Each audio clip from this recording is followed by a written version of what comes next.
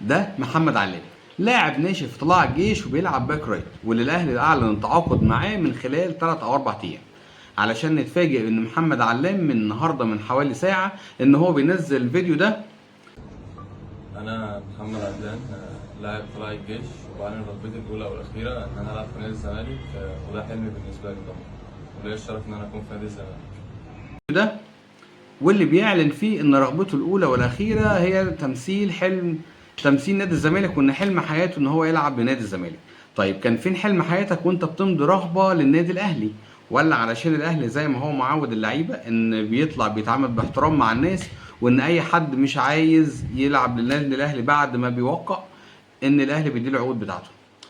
ونتفاجئ ان اللاعب خلاص بقى حلم حياته تمثيل نادي الزمالك، علشان كل لاعب يطلع بعد ما يمضي ياخد فلوس زياده ويتعرض عليه فلوس زياده مع كام وعد بالاحتراف مع كام تهديده حلوه كده، فيغير رايه ويعلن ان تمثيل حلم حياته لنادي الزمالك. نتفاجئ ان خلاص ان شيكابالا منزل صوره للاعب وان هو بيدعم اللاعب ومنزل قلب احمر مع الصوره. طب ما شيكا، ده انت اكتر واحد تقدر تفيدنا في الموضوع ده. ده انت راجل ما كانش فيه ولا نادي محتاجك ولا حد عايزك، والنادي الزمالك قفل بيبان في وشك وما لقيتش غير الاهلي هو اللي يدخلك بيته. وبعد كده كنت بتحلم بالنادي الاهلي، ولما عرضوا عليك فلوس زياده زي ما بيحصل مع اي لاعب، عرضوا عليك فلوس زياده فرجعت في كلامك تاني وطلبت بالعقود، والاهلي اتعامل باحترام. ومشكله الاهلي ان هو بيتعامل باحترام.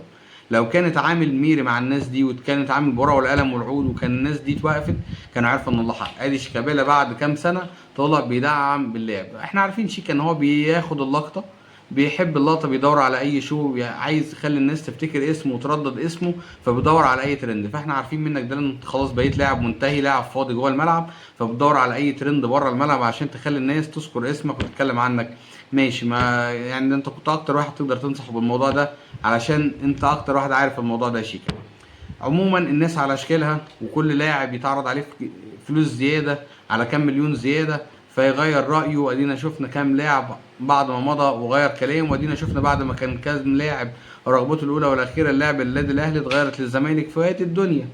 لكن نتمنى من اداره الاهلي ان هي ما تتعاملش بذوق وتتعامل بمهنيه، ولو في عقود اللاعب ده ماضيها يبقى تتقدم لاتحاد الكوره، وان احنا نتمسك بحقنا حتى لو كان اللاعب اتوقف. حق احمد رفعت فوق راسنا الله يرحمه، لكن احمد رفعت بريء من كل واحد بيتاجر بدمه، وبعد ما يمضي للاهلي يطمع في كام مليون زياده فيغير رايه ويقول لك ان هو مضطهد ومش عارف ايه، والكلمتين الخايبين بتوع السوشيال ميديا. حق احمد رفعت فوق دماغنا الله يرحمه.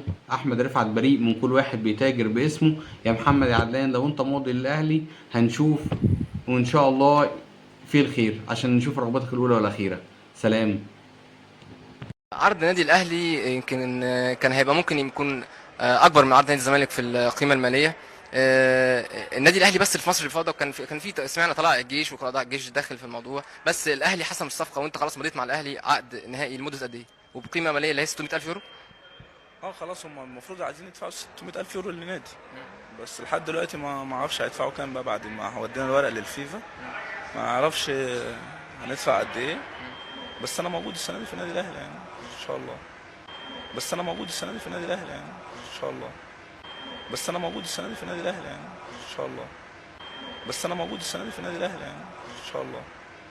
بس انا موجود السنه دي في النادي الاهلي يعني ان شاء الله. بس انا موجود السنه دي في النادي الاهلي يعني ان شاء الله.